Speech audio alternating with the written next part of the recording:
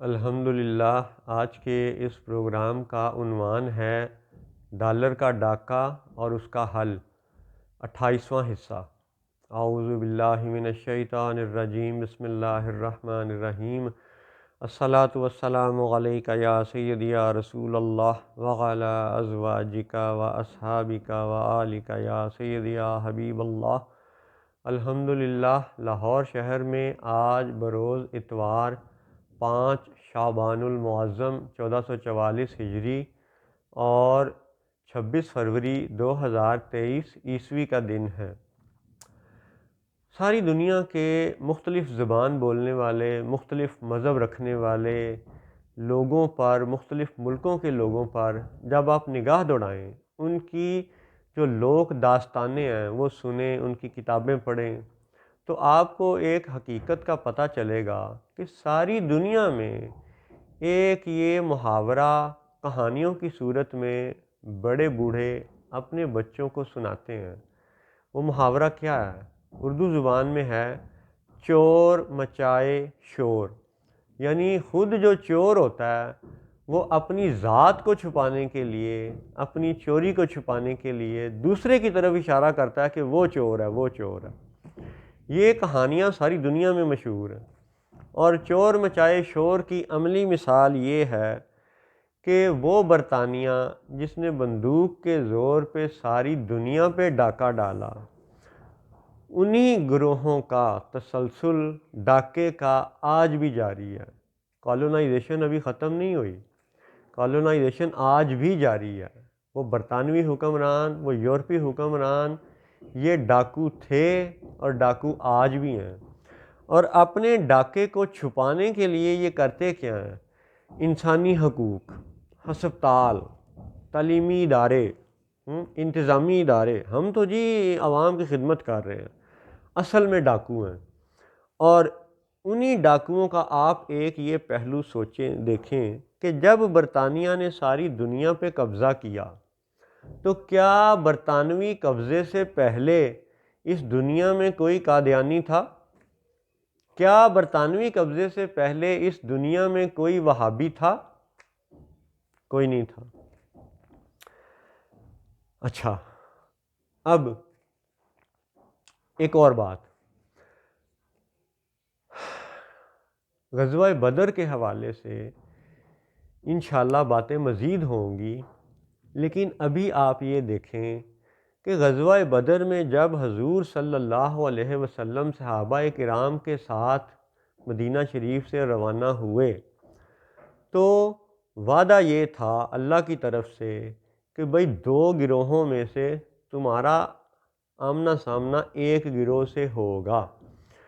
ایک قافلہ آ رہا تھا ابو سفیان کی، یعنی معیت میں میم عین یہ تے، معیت ساتھ ہونا، ابو سفیان کے ساتھ ایک قافلہ آ رہا تھا جس میں تجارت کا مال تھا، ملک شام سے وہ مکہ کی طرف لوگ واپس آ رہے تھے، اس میں مال تجارت تھا۔ دوسرا قافلہ کون سا تھا؟ دوسرا قافلہ تھا کہ جو مکہ سے ابو جہل کی معیت میں تلوار اور جنگی ساز و سامان لے کے نکلا تھا، وہ فوجی لشکر تھا۔ تو ایک طرف مال تجارت کا لشکر، ایک طرف فوجی لشکر۔ تو پھر غزوہ بدر کا وہ معرکہ برپا ہوا اور مسلمانوں کا واسطہ پڑا فوجی لشکر کے ساتھ۔ لیکن اس پورے واقعے کو وہابی، دیوبندی، نجدی العقیدہ لوگ اور قادیانی لوگ معاذ اللہ اس پیرائی میں بیان کرتے ہیں، ان الفاظ میں بیان کرتے ہیں کہ ایک مسلمان حیران ہو جاتا ہے کہ یا اللہ یہ کیا رہے ہیں۔ اس حقیر نے خود سعودیہ عرب کے اندر رہ کے سعودی مدرسوں میں پڑھنے والے لوگوں سے مل کے، گفتگو کر کے، بات چیت کر کے وہ کیفیت دیکھی کہ بس توبہ، اللہ کی پناہ ہے، یعنی اللہ معاف کرے، نقل کفر نہ باشد۔ یہ لوگ غزوہ بدر کو جب بیان کرتے ہیں تو علومیناتی اداروں کا نام لے کے، روشنی کا نام لے کے وہ جہالت پھیلاتے ہیں، رسول اللہ صلی اللہ علیہ وسلم کی ذات پہ وہ الزام تراشیاں کرتے ہیں کہ جو ان کے خود ڈاکو ہونے کا، منافق ہونے کا، کافر ہونے کا ثبوت ہے۔ وہ کیسے ہے کہ یہ نجدی العقیدہ لوگ، یہ قادیانی لوگ، یہ لوگوں کو اسلام کے نام پر یوں سبق پڑھاتے ہیں، یوں بات بتاتے ہیں کہ جیسے معاذ اللہ رسول اللہ صلی اللہ علیہ وسلم صحابہ کرام کے ساتھ تو وہ مال تجارت لوٹنے کے لیے نکلے تھے۔ توبہ استغفار، کیا تم غلط پیرائی میں بات کو یعنی پھیر کے گھما کے اصل سیاق و سباق سے ہٹ کے دھوکہ دے رہے ہو امت کو؟ معاذ اللہ یہ بات کون کہنے والے ہیں؟ وہابی، دیوبندی اور قادیانی، ٹھیک ہے؟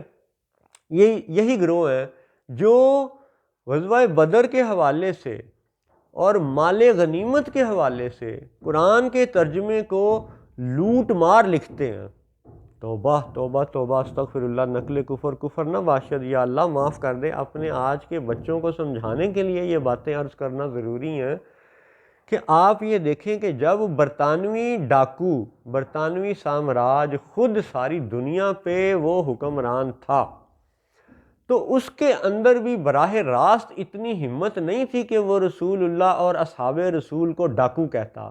اس نے آج تک براہ راست نہیں کہا، اور کہہ کے دیکھ لیں ہم خالی ہاتھ بھی اس کا منہ توڑیں گے انشاءاللہ۔ لیکن وہ کام جو خود برطانوی ڈاکو نہیں کرتا یا نہیں کر سکا، اس نے وہ کام، وہ بیان، وہ سٹیٹمنٹس، وہ کتابیں، وہ مفہوم، وہ اسلام کے نام پہ ملمہ کاری کر کے تو دجل یوں بانٹا، یوں پھیلایا کہ جو باتیں، جو الزام رسول اللہ پر وہ خود نہیں لگا سکتا تھا، لگانے کی ہمت نہیں کر سکتا تھا، وہ الزامات اس نے قادیانیوں کے منہ سے کہلوائے اور نجدیوں کے منہ سے کہلوائے۔ آج بھی آپ دیکھ لیں، سن لیں ان کی کتابیں، ان کے پروگرام، معاذ اللہ وہ غزوہ بدر کو اور مال غنیمت کو لوٹ مار لکھتے ہیں۔ توبہ توبہ استغفار۔ اب آپ یہ دیکھیں، ان لوگوں کے عقائد و نظریات کو جج کرنے کا ایک کامن پیمانہ یہ بھی ہے، ایک کامن سینس یہ بھی ہے کہ وہابی اور دیوبندی اور یہ قادیانی یہ جو بھی عقیدہ بیان کریں، اس کو آپ اپنے دماغ میں یوں سوچ لیں کہ اگر یہ بات ایک سامراجی ڈاکو، یعنی وہ برطانوی حاکم جو بندوق کے زور پہ حاکم بنا تھا ساری دنیا کا، اگر یہ بات وہ ڈاکو کہتا تو اس کی کیا حیثیت تھی؟ اگر رسول اللہ کے علم غیب پر یہ اعتراض خود وہ سامراجی ڈاکو کرتا تو ہم اس کا کیا حشر کرتے؟ رسول اللہ کی ذات پر مال غنیمت کو توڑ مروڑ کے لوٹ مار کا ترجمہ اگر خود وہ برطانوی کرتا تو ہم اس کا کیا حشر کرتے؟ لیکن جو کام وہ برطانیہ والا ڈاکو خود نہ کر سکا، اس نے اپنے ان چیلے چانٹوں کے منہ سے وہ بیانات دلوائے۔ اور آج بھی آپ قادیانیوں کی محفلوں میں شامل ہو کے بیٹھ کے سن لیں، دیکھ لیں، وہابیوں نجدیوں کے ہاں جا کے دیکھ لیں۔ وہابیوں نجدیوں کو تو خود میں نے آبزرو کیا ہے، بہت سے قادیانیوں کو خود آبزرو کیا ہے۔ ابھی بھی پچھلے مہینوں سالوں میں پاکستان بھر میں یہ شور مچا رہا، میڈیا پہ بھی، اخباروں میں بھی، اسمبلیوں میں بھی، کہ انہوں نے انتہائی بدتمیزی کے الفاظ میں مال غنیمت کو لوٹ مار کے ترجمے کے ساتھ لکھنے، کہنے، بیان کرنے کی جسارت کی، اور یہ جسارت گورا ڈاکو خود نہ کر سکا۔ تو اب آپ یہ دیکھ لیں کہ یہ وہابی، یہ نجدی العقیدہ، یہ قادیانی جو بھی بات رسول اللہ کی ذات پہ کہیں، اس کو آپ سوچ لیں کہ اگر یہ بات علم غیب پر اعتراض، شفاعت پر اعتراض، حضور کے فیوز و برکات پر اعتراض، حضور کے خصائص کبریٰ پر اعتراض اگر وہ برطانوی ڈاکو خود کرتا تو اس کا کیا اشر ہوتا، اس کے خلاف کیا فتوے آتے؟ لیکن اس نے کیا کیا؟ دجل یہ دیا کہ خود تو چلا گیا اور بٹھا گیا کرسیوں پہ کن کو؟ ماشاءاللہ ماشاءاللہ، اللہ کی شان ہے، قادیانیوں کو، دیوبندیوں کو، وہابیوں کو، نجدی العقیدہ لوگوں کو، جو مال غنیمت کو معاذ اللہ، استغفر اللہ، نقل کفر نہ باشد، لوٹ مار کہتے ہیں۔ اب اس کے کئی جواب ہیں قرآن و حدیث میں سے اتنے دلائل ہیں کہ یہ کم علم کثیر باتیں آپ کی خدمت میں پیش کر سکتا ہے۔ انشاءاللہ اگلے پروگراموں میں قرآن و حدیث میں سے، بالخصوص قرآن پاک میں سے، ان کی اس بکواس کا جواب، لوٹ مار اور لفظ ڈاکہ کا جواب قرآن پاک کی آیات سے دیا جائے گا، اور انشاءاللہ دیا جائے گا، اللہ کے فضل سے دیا جائے گا۔ ابھی آپ آج کے پروگرام کا خلاصہ یہ دیکھیں، خلاصہ یہ سمجھ لیں کہ لوٹ مار مال غنیمت کو برطانیہ خود نہ کہہ سکا۔ کس کے منہ سے کہلوایا؟ قادیانیوں کے منہ سے، نجدی العقیدہ لوگوں کے منہ سے۔ آج کے پروگرام کا سادہ جواب یہ ہے کہ اگر اے وہابیوں، اگر اے قادیانیوں، اگر تمہاری نجی محفلوں میں، تمہاری کتابوں میں جو بات بیان کی جاتی ہے کہ معاذ اللہ تم لوگ اس کا ترجمہ لوٹ مار کرتے ہو، جو کہ کفریہ کلمہ ہے، جو کہ کلمہ کفر ہے، تم قرآن کے مفہوم کو بدل رہے ہو، تو اگر تمہاری بات کو ایک منٹ کے لیے مان لیا جائے کہ معاذ اللہ وہ لوٹ مار کا مال ہے، مال غنیمت کو اگر تمہارے بقول لوٹ مار مان لیا جائے تو بھی تم جھوٹے ہو۔ کیسے؟ وہ ایسے کہ اگر معاذ اللہ وہ اصحاب رسول لوٹ مار میں مصروف تھے، معاذ اللہ استغفر اللہ، اگر تمہارے بقول وہ لوٹ مار میں مصروف تھے تو پھر تم ایک ڈاکو نبی کا کلمہ کیوں پڑھتے ہو؟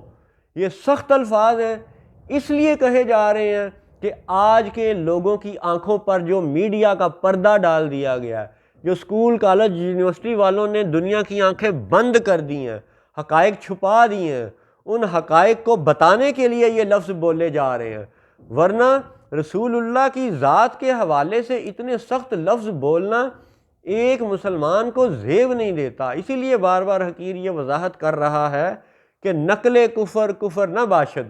تو اے قادیانیوں، اے وہابیوں، اے نجدی العقیدہ لوگو، اگر تم مال غنیمت کا ترجمہ لوٹ مار کرو تو تمہارے اوپر یہ اعتراض ہے کہ تم نے اس نبی کا کلمہ کیوں پڑھا۔